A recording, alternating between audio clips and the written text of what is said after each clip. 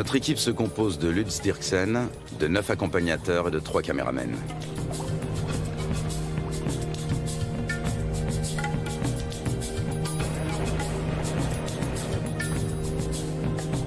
Même en pleine saison sèche, le niveau de l'eau est toujours très élevé. C'est de plus en plus souvent le cas ces dernières années. Pas un seul banc de sable isolé où les animaux pourraient prendre le soleil. Apercevoir des anacondas s'annonce difficile. Le grand anaconda, aussi appelé anaconda vert, vit à l'est des Andes, près des grands systèmes hydrologiques. On connaît bien la vie de ces serpents dans les zones marécageuses du Venezuela, les llanos.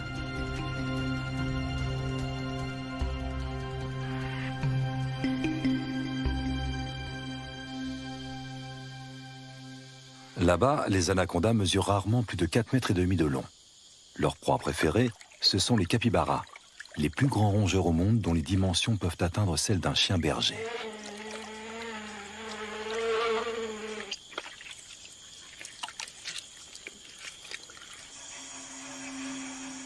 Pendant la saison sèche, la savane se transforme. Les lacs deviennent de vastes champs de boue durcie.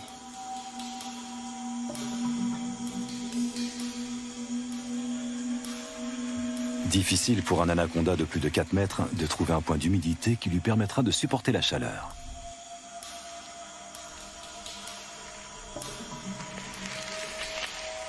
Les petits spécimens ont moins de mal à survivre.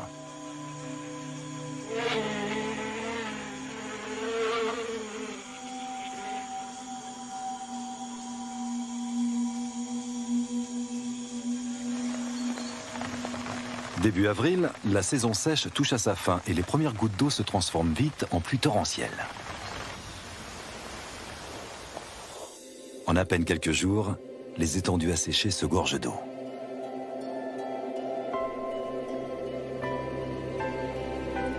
L'anaconda retrouve enfin son élément de prédilection. De toutes parts, la savane verdit et renaît à la vie.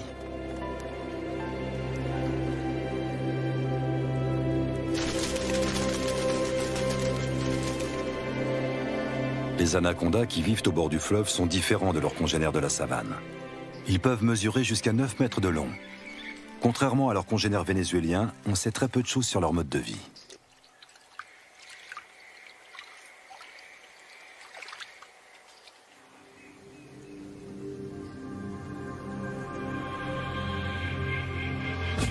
Notre première journée de voyage touche à sa fin à Riwa, le dernier village qui borde la rivière.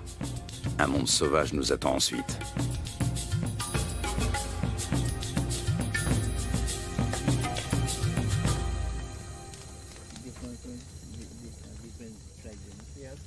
À la lueur du feu de camp, un vieux chasseur nous raconte la légende du matapi.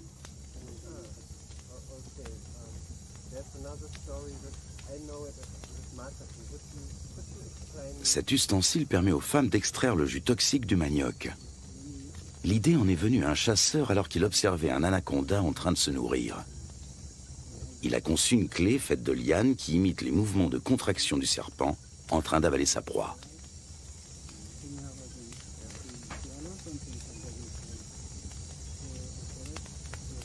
Fascinant. Tout autant que le ciel qui brille de 1000 étoiles au-dessus de nos têtes.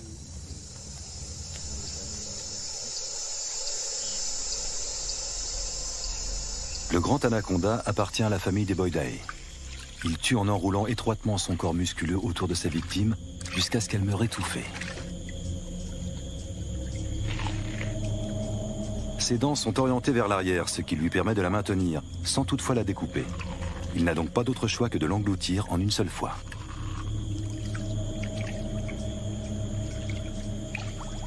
Sa mâchoire et son corps sont capables d'une extraordinaire dilatation. Comme il ne peut déglutir, il détend puis contracte ses muscles. Grâce au mouvement ondulatoire de ses anneaux, il fait progresser sa proie toujours plus profondément dans son œsophage.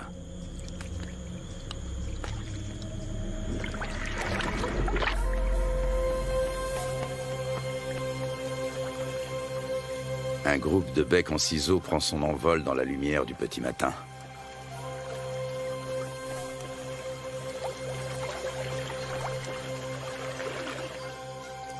Les bateaux sont chargés. Un rapide petit déjeuner, puis il faut repartir.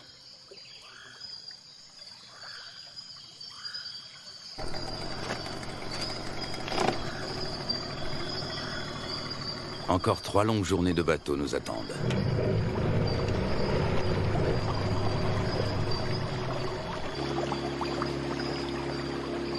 Notre objectif, un territoire inexploré situé en amont de la rivière. Il y a 2 ans, des chasseurs y ont observé des anacondas de plus de 6 mètres de long. Lutz Dirksen a l'intention de remonter cette piste. Il souhaite également réaliser la cartographie des espèces que l'on peut rencontrer dans la région. Plus nous progressons et plus la nature nous semble vierge.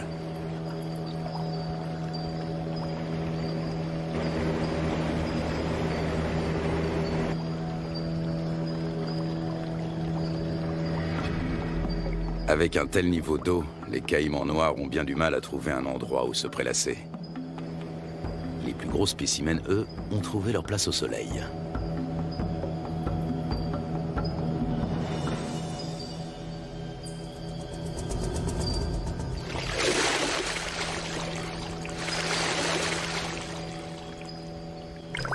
Le caïman noir est le plus gros prédateur du continent. Ses mensurations, 7 mètres de long pour 100 kilos. Des écailles viennent agrémenter sa tête et son dos.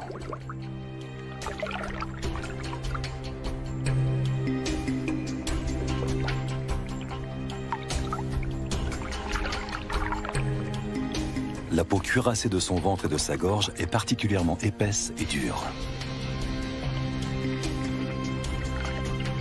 Sa mâchoire supérieure est typique de son espèce. Toute dent qui tombe repousse invariablement. Les petits points qui ornent son museau sont autant de récepteurs ultrasensibles qui lui permettent de localiser ses proies. Au fil de l'évolution, les crocodiliens, dont font partie les caïmans, ont su imposer leur domination. Après plusieurs heures de trajet, une pause est la bienvenue. C'est Lutz Dirksen qui tient le journal de l'expédition. Ses observations précises sur les espèces rencontrées lui seront plus tard d'une grande utilité. Notre campement sur la rive a éveillé l'intérêt des caïmans. Prudemment, mais non sans une certaine curiosité, ils viennent y voir de plus près.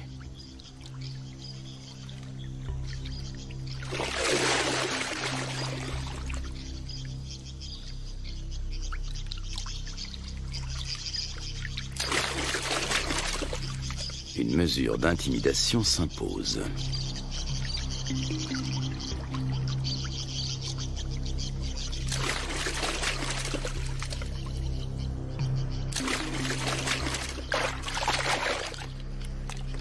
Dans l'eau, le caméraman se fait tout petit.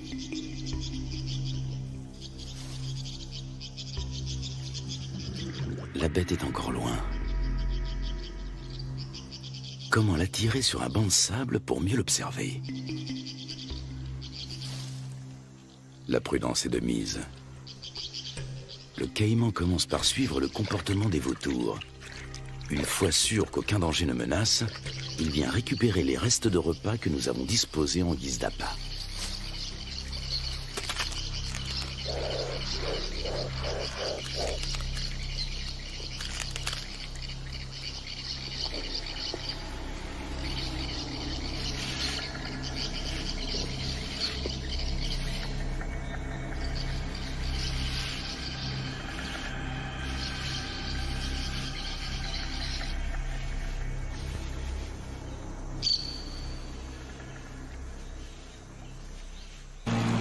Le voyage reprend à bord de nos 3 bateaux. Dans ce virage, la rivière a creusé une profonde entaille dans la berge et coule désormais tout droit. Des vestiges de l'ancienne berge se dressent encore au milieu du courant qui se renforce. Les moteurs des bateaux sont soumis à rude épreuve.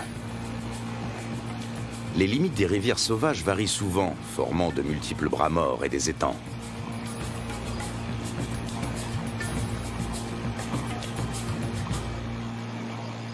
L'après-midi suivant, nous croisons une famille d'otaries géantes. Les Indiens les attirent grâce à un cri bien particulier.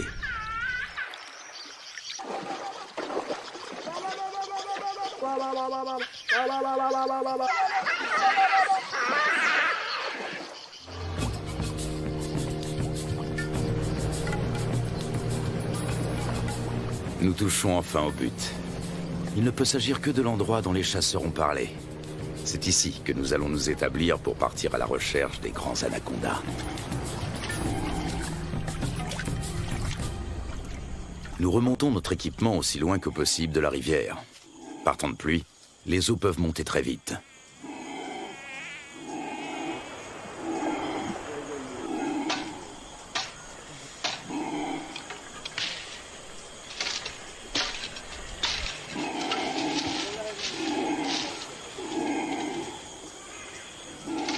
Sous les cris de protestation des singes hurleurs, nous installons 4 bâches imperméables.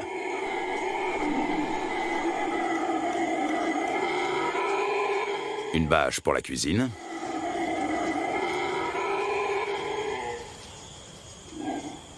Une pour l'équipement de tournage. Et 2 pour nos hamacs. Nous savons que les serpents et les scorpions aiment se glisser dans les poches et les bottes des hommes.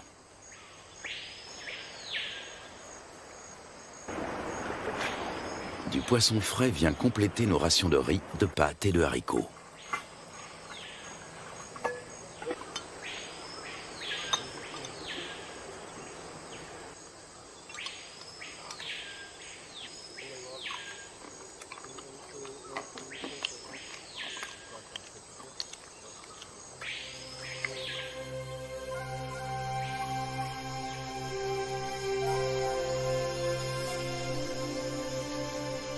Nous sommes en route depuis maintenant plusieurs heures. En raison des fortes précipitations, les eaux sont encore très hautes, au point que les branches gênent notre progression. Les animaux n'ont pas besoin de venir à la rivière pour trouver de l'eau.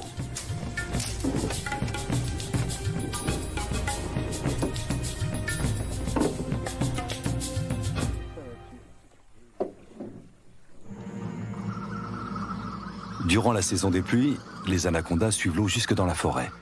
Ils passent toute leur vie dans les marécages. Même leur venue au monde a lieu en milieu aquatique. Dans le corps de leur mère, les embryons grandissent à l'intérieur des œufs. Lorsque ceux-ci sont prêts à éclore, les jeunes s'extirpent de la coquille avant d'être sortis du ventre de la mère. Ils naissent ensuite sous forme de petits serpents parfaitement développés. Ils sont tout de suite dans leur élément. Le nombre de jeunes dépend du gabarit de la mère. Chez une grande femelle, une portée peut compter plus de 80 serpenteaux.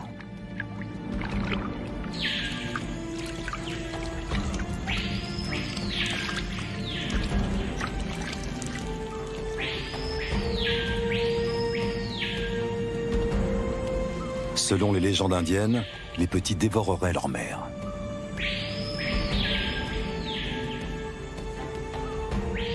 Un certain nombre de serpenteaux s'éloignent quelques minutes à peine après leur naissance. Ce sont déjà des prédateurs à part entière avec un redoutable instinct de chasseur.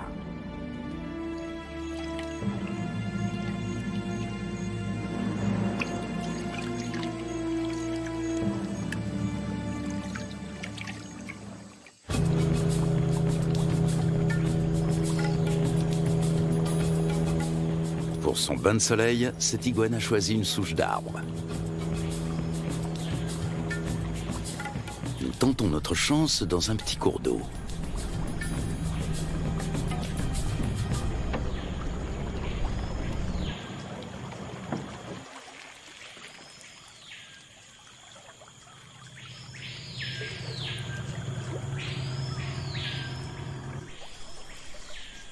Aux aguets, notre capitaine a repéré un mouvement et attrapé le responsable.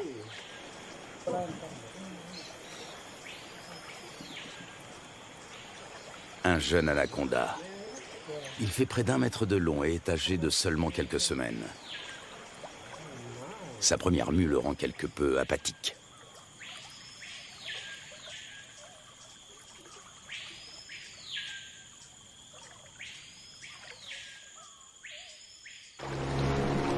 De retour à bord du bateau, le soleil se fait brûlant. La saison sèche semble enfin arriver. Il faudra toutefois attendre plusieurs jours pour que le niveau des eaux baisse.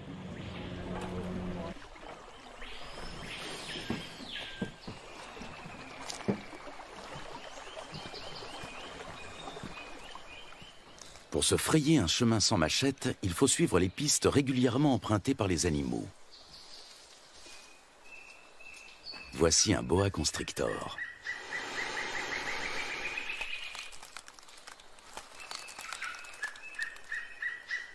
Nous sommes trop grands pour lui servir de proie, mais cela ne l'empêche pas d'essayer de nous intimider.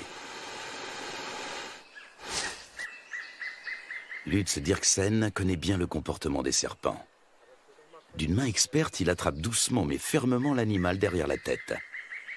Le boa constrictor est un cousin terrestre de l'anaconda. Celui-ci mesure près de 3 mètres.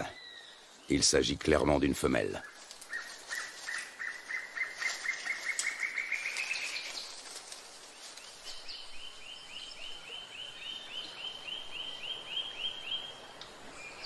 Encore un jeune anaconda. Lorsqu'ils sont âgés d'à peine quelques jours, ils se montrent particulièrement agressifs.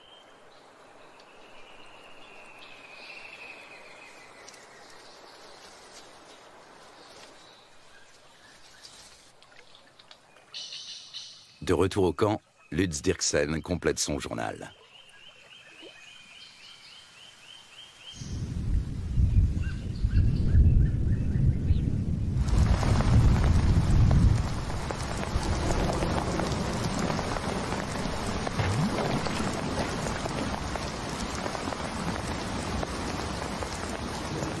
Ces 4 dernières années, la Guyane n'a pas connu de saison sèche normale. Le manioc a même pourri sur pied. À l'origine de cela, les phénomènes météorologiques tels que la Niña et le réchauffement climatique.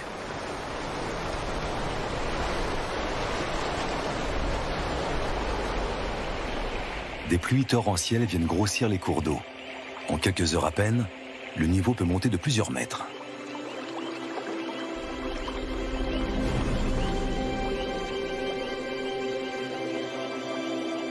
Les forêts qui bordent les rivières ont l'habitude de ces caprices saisonniers.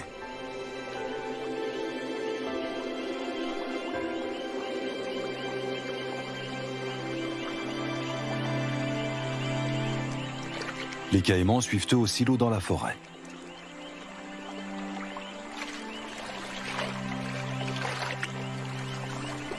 Même le tapir trouve de la nourriture sous l'eau. En plus des fruits et des feuilles, il est friand de plantes aquatiques. Il faut dire que dans l'ombre des sous-bois, ce gros ongulé peine à trouver de quoi se nourrir correctement.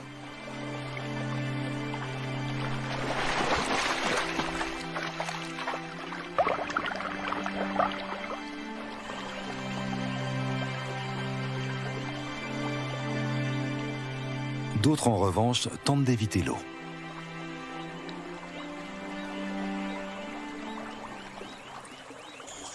Au beau milieu de la nuit, le niveau d'eau a encore subitement monté de plus de 3 mètres.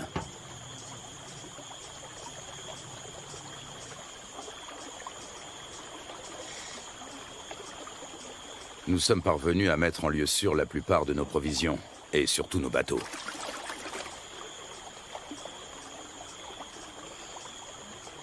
Il faut dresser maintenant le bilan des dommages.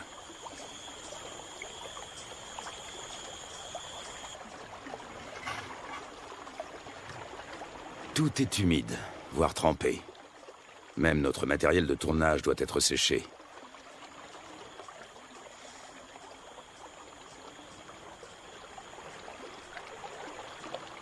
Continuer ou faire demi-tour? Telle est la question. Si nous voulons rester, il nous faut un campement en amont des cascades. À condition de venir à bout de celle-ci.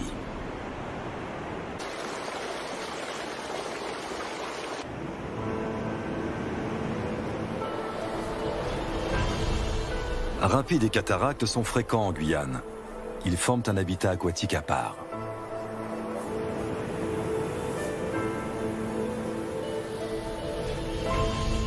Les vautours s'attribuent les victimes de noyades.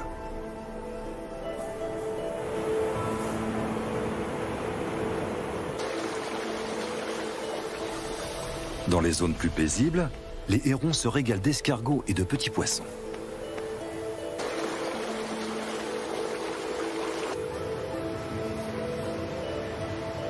Les loutres géantes, elles, aiment chasser dans les remous poissonneux.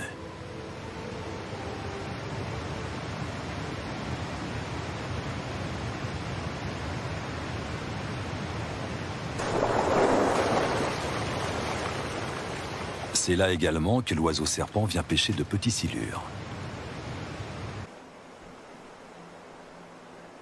Nous sommes sur le territoire du jacara, la seule espèce de caïman qui évolue dans ces eaux torrentielles. Il est nettement plus petit que le caïman noir.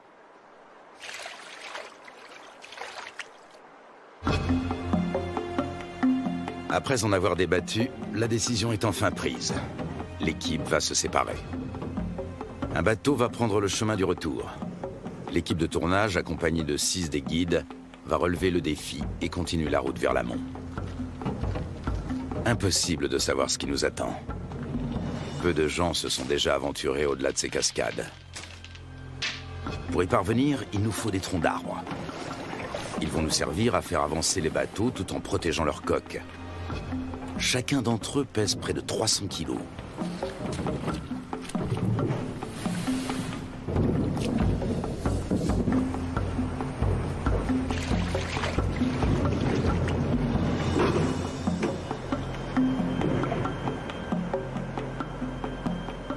Lutz Dirksen repère un cousin de l'anaconda. Il s'agit d'un Corallus hortulanus qui vit dans les arbres.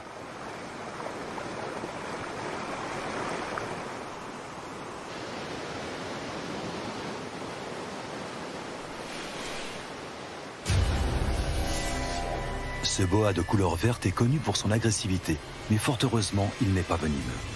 Lorsqu'il attaque, il se cramponne à sa proie.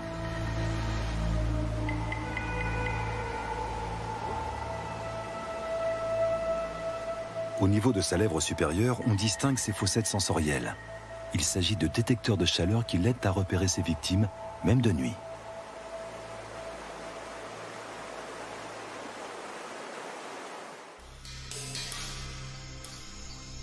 L'anaconda aussi s'oriente grâce à la chaleur corporelle dégagée par ses proies lors de la chasse.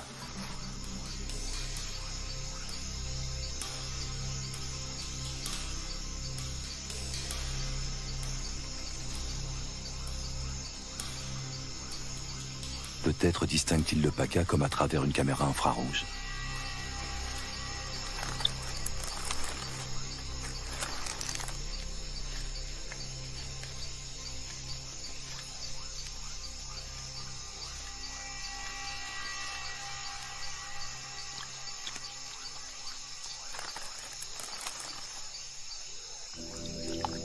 Le plus souvent, l'anaconda chasse en restant immobile sous l'eau, attendant qu'une proie arrive à sa portée. Seul son nez et ses yeux dépassent discrètement de la surface.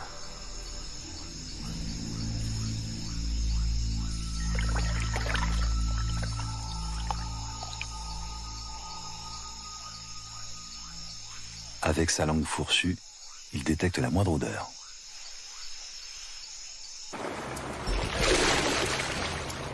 Nous progressons bien plus péniblement que nous ne l'avions imaginé. À la cascade succèdent des rapides, puis une nouvelle cataracte, puis encore des rapides.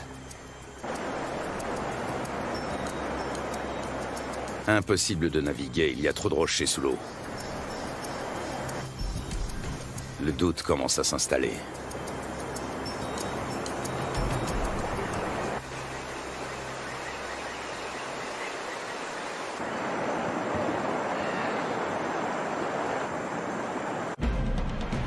Dans le cours supérieur, les eaux sont particulièrement impétueuses.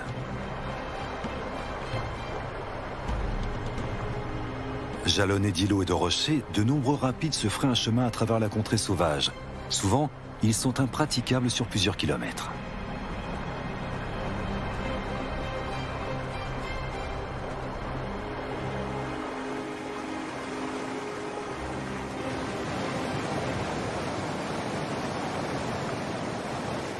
Les jacaras ont compris que les poissons leur tombent directement dans la gueule pour peu qu'ils se placent au bon endroit.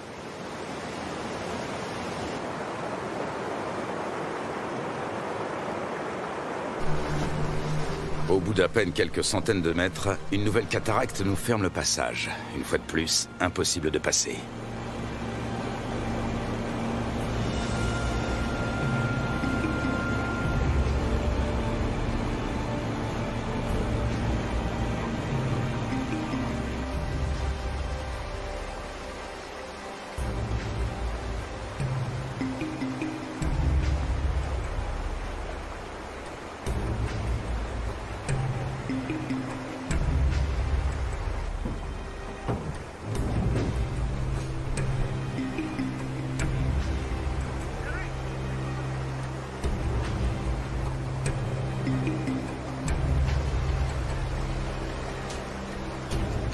Nous progressons lentement. Souvent, la voie se referme et il faut rebrousser chemin pour tenter notre chance dans un nouveau bras.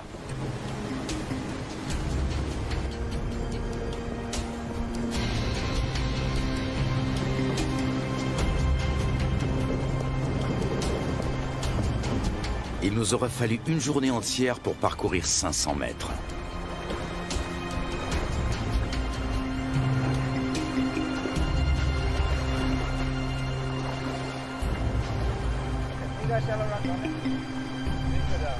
Alors que nous nous apprêtons à renoncer, le fleuve change de visage pour redevenir enfin navigable.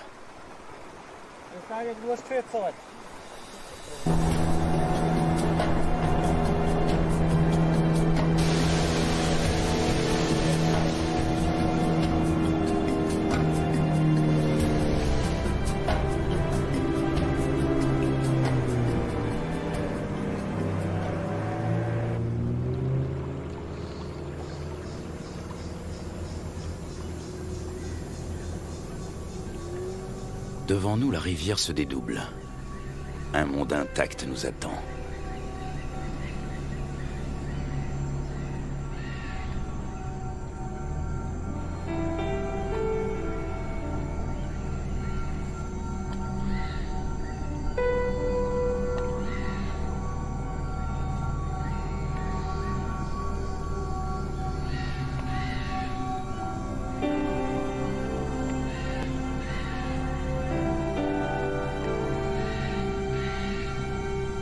Le lendemain, un nouveau campement est monté.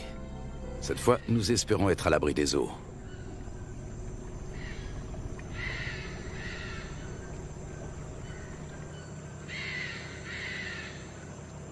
Non loin de notre campement, nous tombons sur un groupe de capybaras.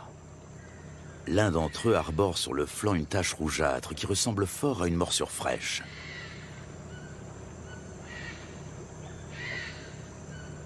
Les rongeurs ne semblent pas gênés par notre présence.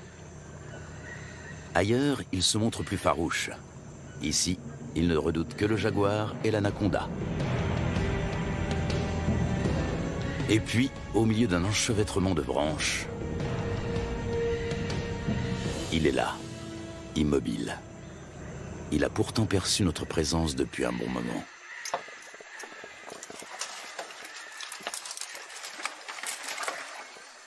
Impossible de l'approcher.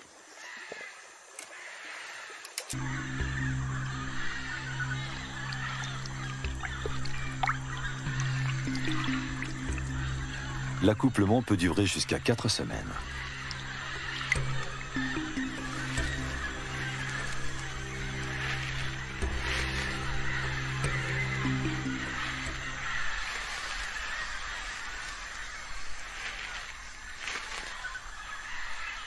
Les mâles repartent ensuite, chacun de leur côté.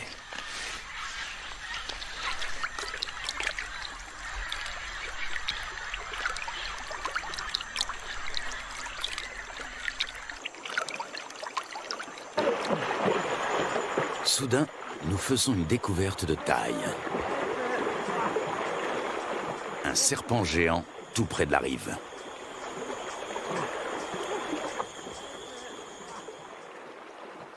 Même à 4, nous avons du mal à le maîtriser.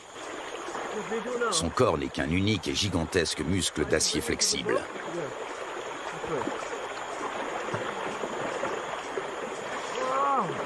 Il doit avoisiner les 200 kilos.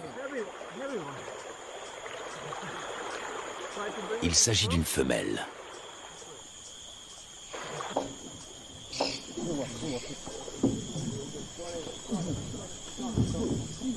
Sur la berge, nous pouvons la mesurer en toute tranquillité.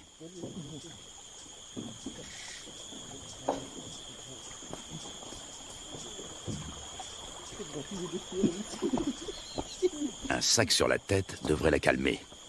Un moyen qui a fait ses preuves.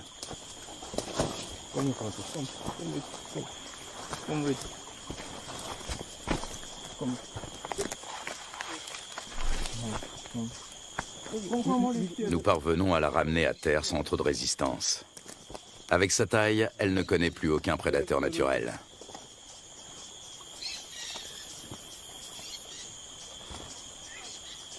Certes, elle n'est pas venimeuse, mais elle sait se défendre.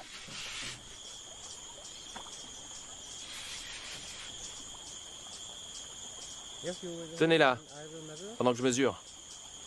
Une telle géante peut infliger de graves blessures. Une fois refermées sur leur proie, ces mâchoires ne se rouvrent pas facilement. Solides, acérées et orientées vers l'arrière, ses dents sont de véritables crochets. On distingue parfaitement sa trachée située à l'avant de la gueule.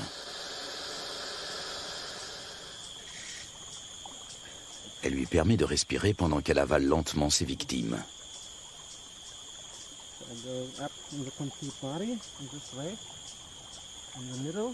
L'anaconda fait jouer ses muscles. Difficile de prendre ses mesures.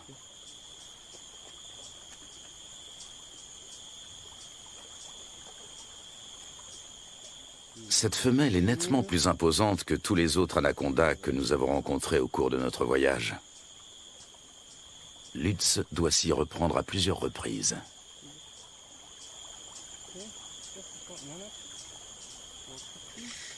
« 4,50 m.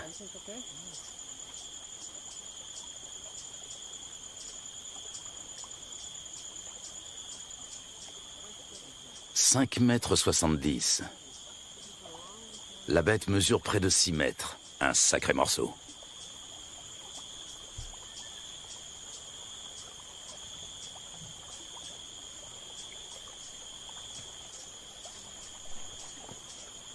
Lutz mesure la circonférence de son corps à l'endroit le plus fort.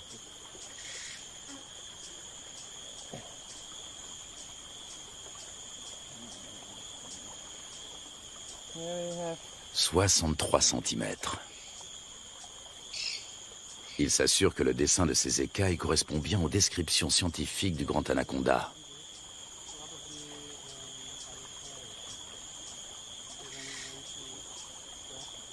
Ces plaies proviennent d'un marsupial. Il arrive que l'anaconda se...